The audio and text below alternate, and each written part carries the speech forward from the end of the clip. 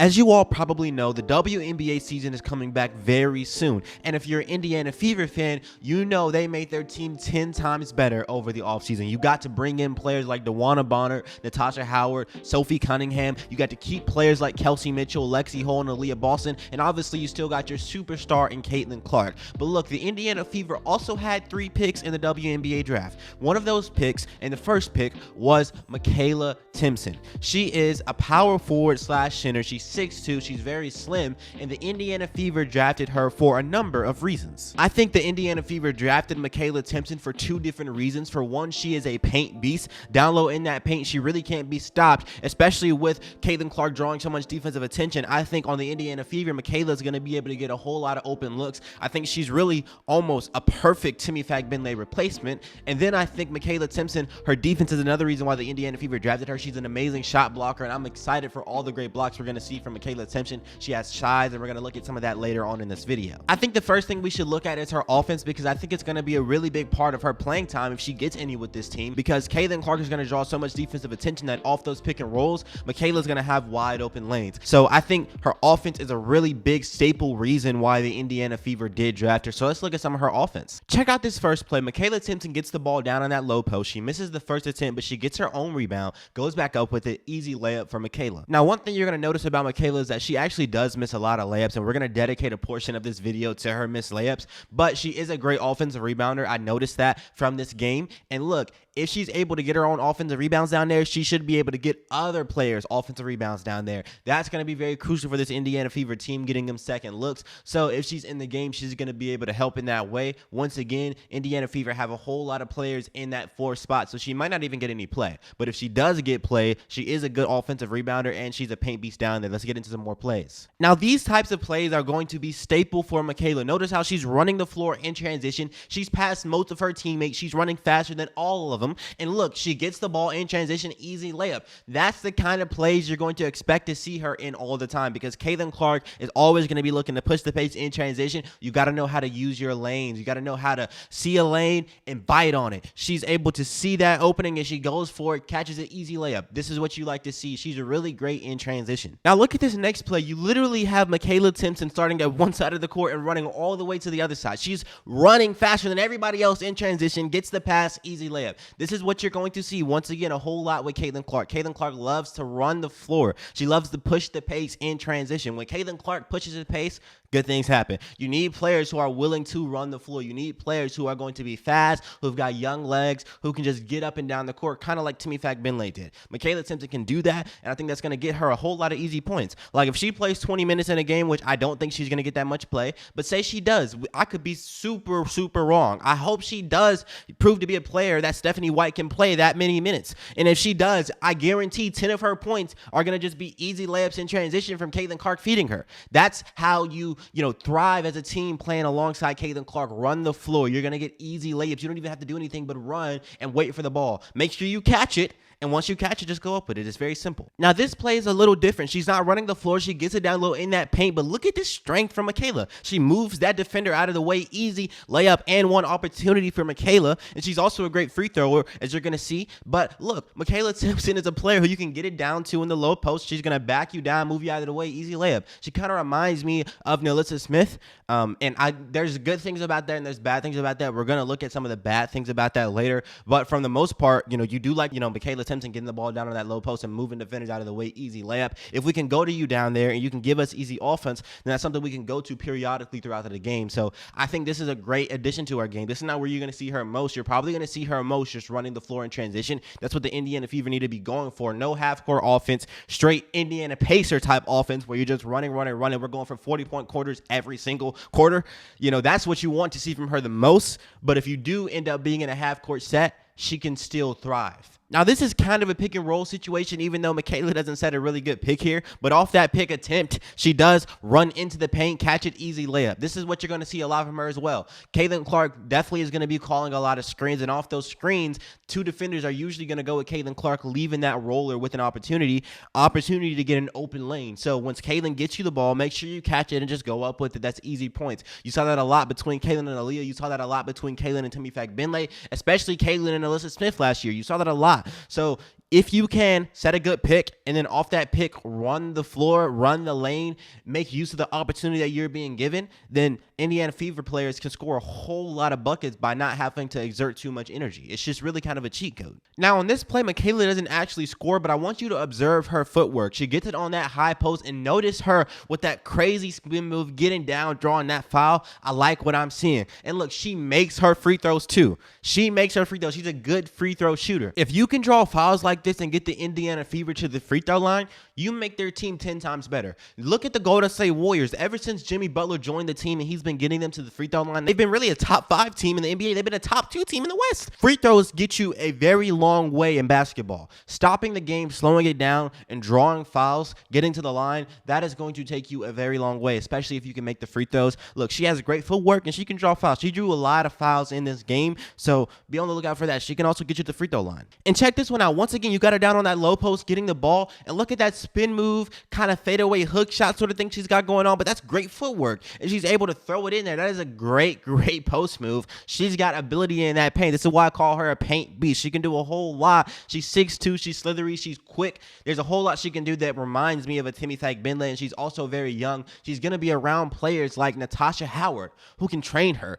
I mean, Natasha Howard is going to be able to train this girl. You got a Leah Boston who's going to be able to train her. Like, this is going to make her a very amazing player with all these vets around, especially with DeWanna Bonner too. You've got just enough players to be able to pour into her, and I think she can, refine these skills, and I think she's going to have a whole lot of mistakes. She's not perfect. She does have flaws. We're about to get into them now, but I do think if she continues to work on this, she can be a player that you can see in the front court with the Leah Boston for years to come. Now, the reason why I say in years to come is because, well, currently you probably don't want to put Makayla Timpson in the game with the Leah Boston. Look at this first play. Notice where Makayla is sitting in the paint. When you're in that half-court offense and she's not running the floor in transition, you have her just kind of sitting around the paint, kind of where Alyssa Smith would always sit last year, and I had a really big problem with that last year. This is also where you're going to see a Leah Boston sitting a whole lot. If you have a player who's not going to be shooting the ball a lot, and you also have another player, a big man who's also not a shooter, that will be a Leah Boston, you probably don't want to put them in the game together because they're both going to be sitting in the paint and their defenders are going to clog the paint. For players like Kelsey Mitchell and Lexi Hull who like cutting back door to get those easy layups, look at that defender just sitting in the paint, getting in their way. You need Makayla to kind of come out a little bit and draw the defense out with her, because the days of big man just sitting in the paint, that's over now. We are in an era of shooting big men. Unless you're going to be Shaquille O'Neal down there and you're going to be able to just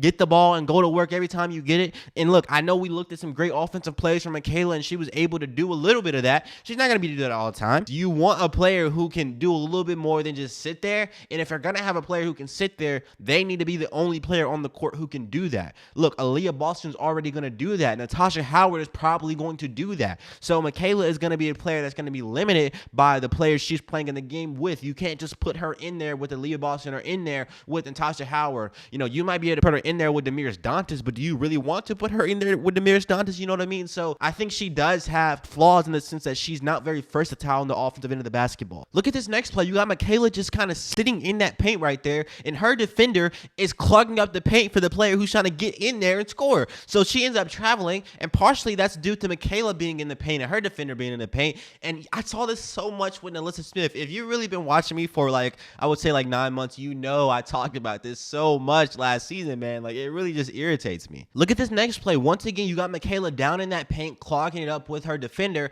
and her teammate tries to go down into that paint, and the defender that's supposed to be guarding Makayla helps on her teammate, and that leads to a turnover. You can't be clogging up the paint like this by just sitting around down there. You got to do a little bit more. I think the Indiana Fever can, if possible, just use Makayla always in the pick and roll actions. If you're going to have her in the game, prioritize her as the main screener, so she's never just sitting around in that paint, and you can always pull her defender in on Caitlin Clark and allow her to just run the floor and get an easy layup off the Caitlin Clark pass. So I think as long as you utilize her in the correct way and don't, force her to be in this role where she's just sitting around down there, we won't have this problem. But there's no way to avoid it if you're also going to be playing her in the game with the Natasha Howard. You see what I mean? You can't avoid it if you're going to be putting her in the game with an Aaliyah Boston, players who also have to sit in that paint, because there's only one screen that can be happening at a time. While that screen's happening, somebody else has got to be doing something. And so you just, I don't like this. I wish she was a little bit more versatile. I wish she had a little bit of a jump shot on her. She might have a jump shot. In this game, she didn't shoot it.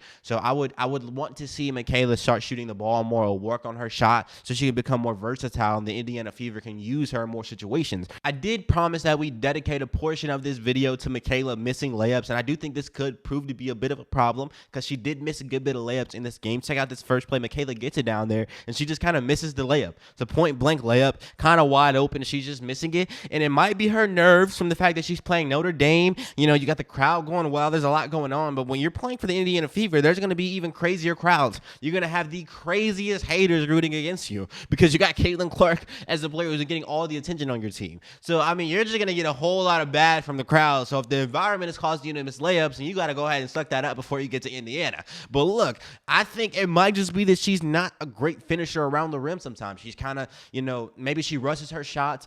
These are things that can be fixed. Remember Lexi Hole last year? Lexi Hole missed a whole lot of layups. I used to make videos about Lexi Hole missing layups last year. You guys remember that? She was missing so many layups. She also wasn't hitting her threes last year early in the season. And then she switched. She turned around and she became like the best three-point shooter, three-point percentage rise in the league. She also became like an amazing player around the paint. She was one of the main ones running the floor in transition that Caitlin Clark would find, and she would get a whole lot of layups. She would cut back door. This was a really crucial part of the Indiana Fever's offense. It was Lexi Hole. So even though Makayla is missing a lot of layups, I'm not here to say that she's, you know, therefore unplayable and she'll never get it together. But I did see a whole lot of missed layups in this game from Makayla. And even the commentators are like, man, Makayla's just missing a whole lot of layups. She's got to work on that. Look at this next play. Makayla's down in that paint. She gets the ball. She has a point blank layup and she just kind of misses it here. I don't know what's going on. You got to make that layup. You can't be doing that on the Indiana Fever. That's going to get you a ticket to the bench. You know what I mean? So you got to make your layups, every single one. If you get fed, you get an opportunity like this, we need you to capitalize on it because the Indiana Fever aren't going to have too many opportunities to score.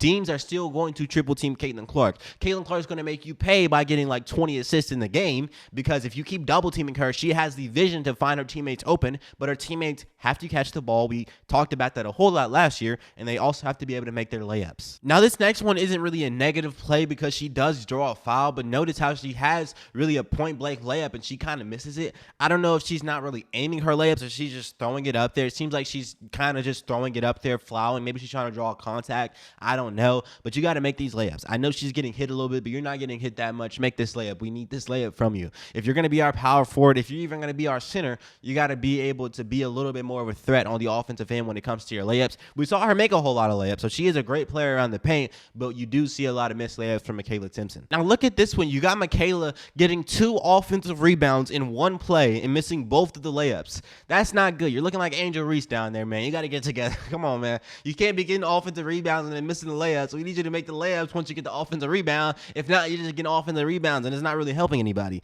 And look, I'm not just trying to come at her and attack her. She's a great player. She does a whole lot of good things. Every player has their flaws. You can go pick apart any player, and there's going to be flaws with any player. But when you bring a player to a team, your role is going to be, you know, a certain set of things. If you can't fulfill your role, then you're probably not going to be able to play. Everybody has their primary role on a team. Her primary role is probably going to be just run the floor, get the ball in the paint, easy layups. So you got to be able to make your layups. I just saw a lot of missed layups from her in this game, so I was like, man, maybe I'll point it out because it could prove to be a problem. Now, before we conclude this video, we have to look at some of Makayla Timpson's defense because this is another one of the big reasons why the Indiana Fever drafted her, and this is what a whole lot of Indiana Fever fans that I've seen are very excited about. And so it's got me excited. And look at this first play. She's just rising up. She doesn't get the block here, but look at her. She is disrupting the offense by just getting in their way. She has a very, very big wingspan. She can get a lot of deflections. So this is an amazing play. This is just that rim protection that you need. She kind of reminds me of Rudy Gobert. She is great with the shot blocking. She's also pretty frail down there for a big man. She's going to get moved around. We're going to look at a little bit of that in a second. So she's not going to be the type of defender who's going to, every time someone comes in the paint, stop them. But if you do try to get to the paint and you get past the guards, she's going to be able to kind of be your safety net by getting those blocks and using her wingspan to stretch out. Now, I did notice that Makayla does get blown by a lot. She's not very quick on her feet when a guard comes into the paint. In this play, she just kind of gets blown by, easy layup over her. Nothing she can really do about it. So once again, like I say, she's a great rim protector. She's a great defender when it comes to blocks, but I don't think she's an all-around amazing interior defense. She's not going to just be in the game and then nobody's able to go into the paint. Like, you can go into the paint on her, but under the right circumstance, she's going to be able to block your shot. But for the most part, she is going to get blown by just like any other player. She is just kind of frail. She's not big enough to stop everybody who comes into the paint, so don't get the wrong idea. Now look at this next play. Makayla doesn't get the block here, but this is the interior defense that I'm talking about. This is what she's good at. She's able to just rise up and over the offensive player and disrupt that shot from just getting her hands up. She has a very, very long wingspan. She is really just kind of assigned in the offensive player's way. She's a big red sign, just, kind of blocking their vision. She's really good at this, and she's going to usually get these blocks. She averaged 3.1 per game last year. Remember that. She's third in the league, I think. So that was amazing from her, and I think she's going to be able to translate that to the Indiana Fever. Now look at this next play. Once again, you got Makayla Timpson getting blown by. She is not amazing at stopping these offensive players who are running past her. So look, even though she's great, on the defensive end, when it comes to being a safety net and getting those blocks, she also has her flaws. So I just wanted to show both for you guys when talking about her defense. Now look, that's where we're going to end off this video, and I hope you guys enjoyed it. I wanted to look at Makayla Timpson and see whether or not she's going to be an amazing player or a bad player for the Indiana Fever, and really only time will tell, but I do think she has a whole lot of great qualities that the Indiana Fever can use, and if used properly, she can be a rotational player for this team. I know they have a lot of great players around her, positioned at 3 and that 4, and really even that 5 spot, but I do think she can get some runs, and if she does prove to be beneficial, she could be the future for this Indiana Fever team. So I really, really like that the Indiana Fever picked her up, and I think that they can do really great things with Makayla Timpson.